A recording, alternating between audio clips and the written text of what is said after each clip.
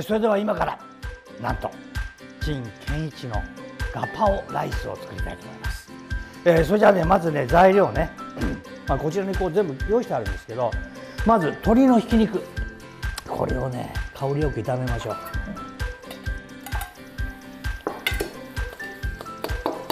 これを炒めていきます。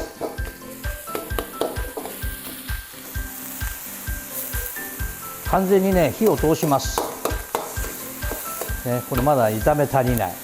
ここ大事なのはね、しっかりとね水分をねなくしながら炒めていくっていうのが大事ね。ここがすごく大事。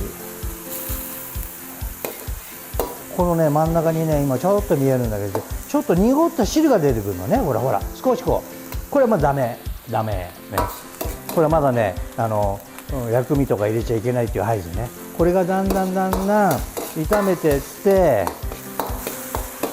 綺麗な澄んだね油が出てきますから、そしたら調味料入れていいよっていう合図ね。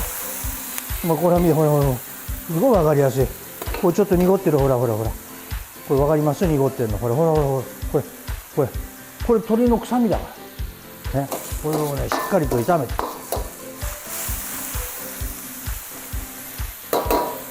もうちょっと音がね教えてくれるね、ちょっと焚き火の音がしてくるか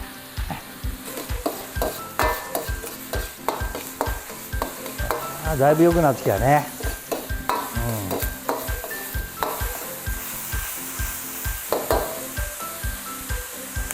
来た。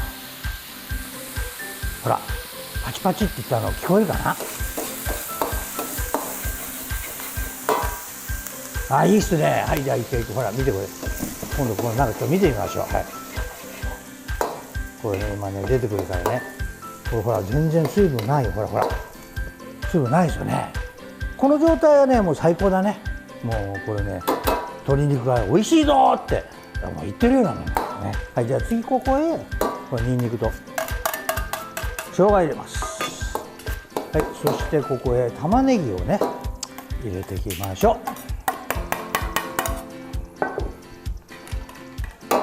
う。でちょっとさっと炒めてね、はい、玉ねぎの甘みをねちょっと出しましょう。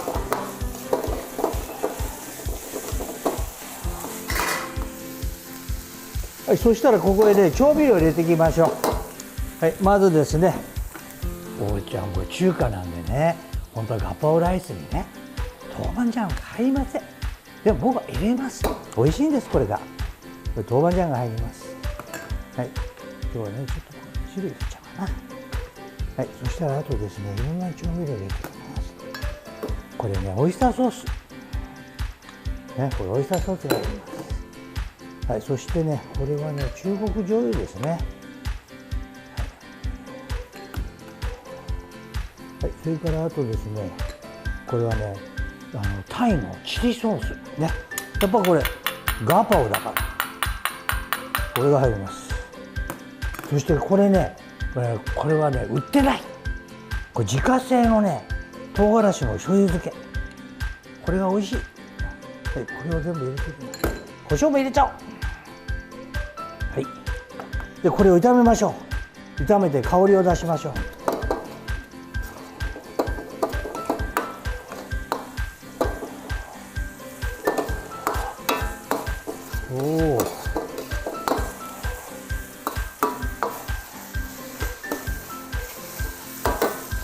ちょっと馴染んできたらここへねパプリカ、これ茹でたインゲンね。このインゲンがうまいんですね。基本的にはねこのガパオにインゲン入んないんだけどね、これ入れると美味しい。でここで大事なのがナンプラー。これがやっぱね独特の香りだね。ナンプラーね。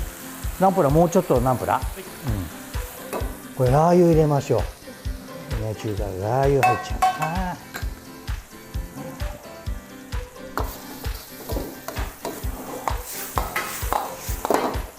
でほらちょっとこう水分が出てるからね、わかる？これをちょっとこうしっかりとこう今ほらちょっと出てる、これちょっともうちょっとしっかりとこう炒めてね。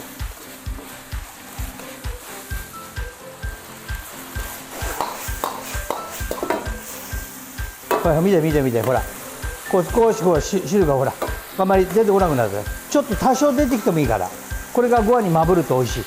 この汁ね。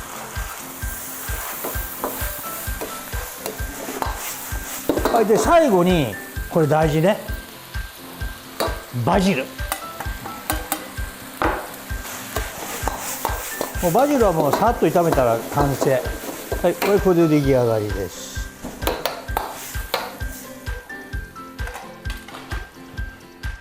はい、ご飯の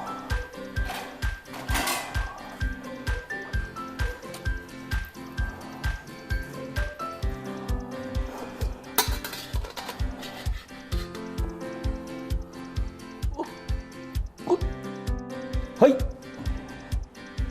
ガパオライスの完成でございます。